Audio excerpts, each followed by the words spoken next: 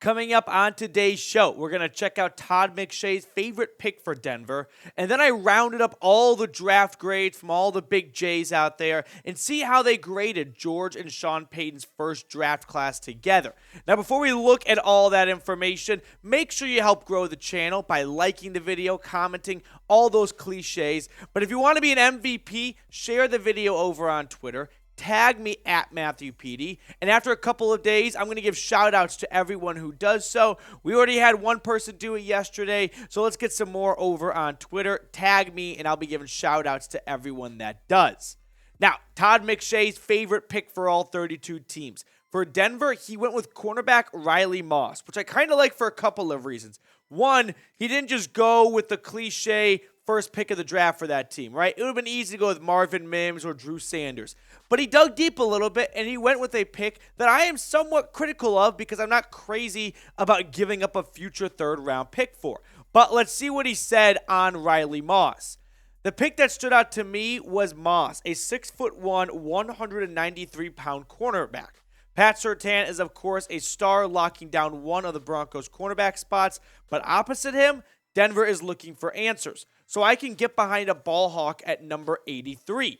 Now, some more background information on the Iowa Hawkeye. He's 6'1", 193 pounds, a 4-year starter at Iowa, so he is not one of those developmental picks that, hey, might need some time to grow into his role. Nope, he's been playing football and playing at a high level and on the field for a long time at Iowa City. Now, remember, Denver traded up for Riley Moss, so unfortunately, he is going to have the expectations of playing as well as not just a third-round pick should, but as 2 third-round picks should, right? Because in order to get Riley Moss, Denver had to give up a future third to Seattle to land the Iowa cornerback. So he's got that kind of hanging over his head, which is a bit unfair to him, but to a lot of people, he's going to be, oh, that's the player we gave up a future third for. He better be really good. More than just however good number 83 in the draft should be. He's got all the accolades you could look for. First team All-Big Ten, first team All-American, Big Ten Defensive Player of the Year,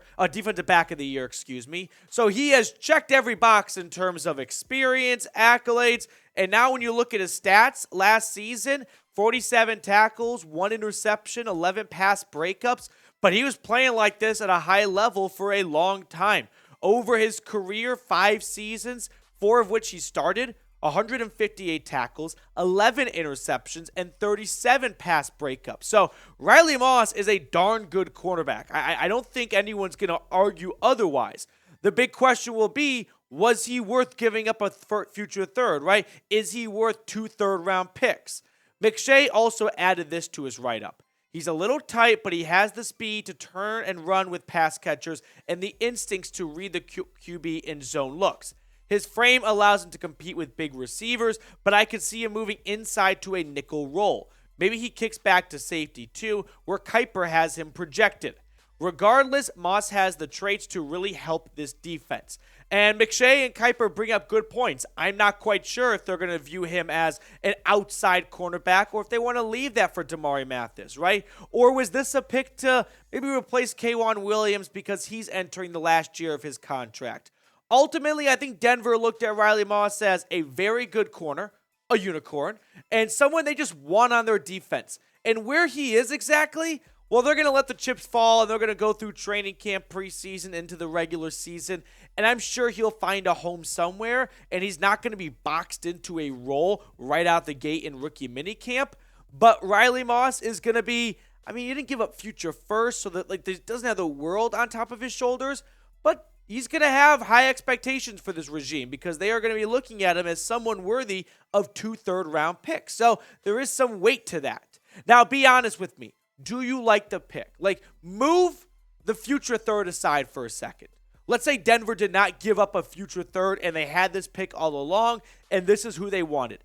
Do you like the draft selection of Riley Moss? Let me know what your thoughts are down in the comment section.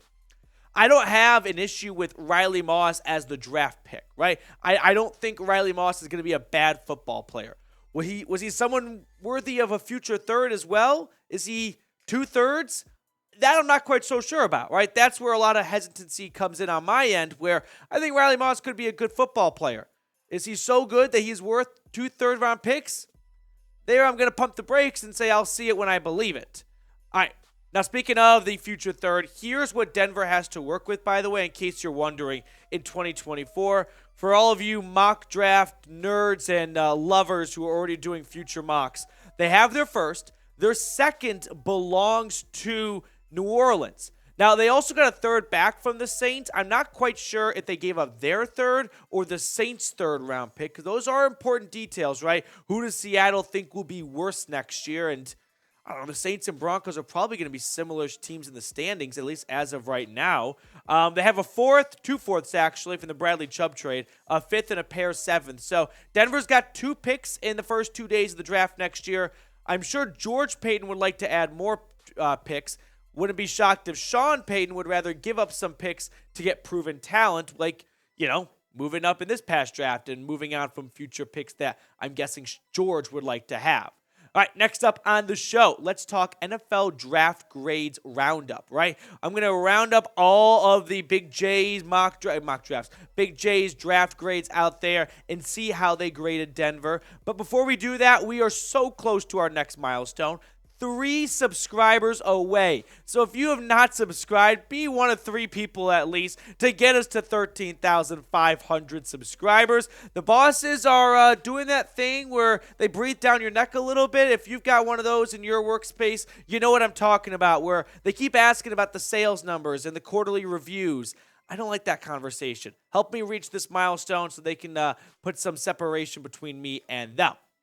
Let's start things off by looking at Mel Kiper's draft grades. He gave Denver a B, and for all these draft grades, I'm going to include the rest of the division as well, so you can sort of see where the Broncos stand between their biggest foes. So, the Chiefs got a B, the Chargers got a B, and the Raiders got a B-. Denver did not have a first or a second-round pick. The Chiefs, the Chargers, and the Raiders all had first-round picks. So for Denver to be tied with 2 other teams and ahead of the Raiders, who had a top 10 pick, by the way, that's a pretty big win right there for the Paytons. Was not just Mel Kiper, though, who thought Denver had a pretty good draft with what they had to work with. Pro Football Focus gave the Chargers an A-, Denver a B+, which was ahead of the Chiefs and the Raiders. So PFF likes a team that only had 5 picks and wasn't on the clock until pick 63, more than the Chiefs, who, by the way, an all-time pander pick in round 1. They just went with the hometown kid to get their crowd on their feet. I don't think they would have made that selection if the draft was in Radio City. But Felix Nduke-Uzama, congrats to you, but all-time pander pick to the audience. And then the Raiders, top 10 pick. Only the Raiders would have a top 10 pick and still not do well in the draft. It is the most Raider thing in the world. NFL.com, by the way, Chad Reuter, B+ for KC and the Raiders. Denver gets a B and the Chargers get a B-.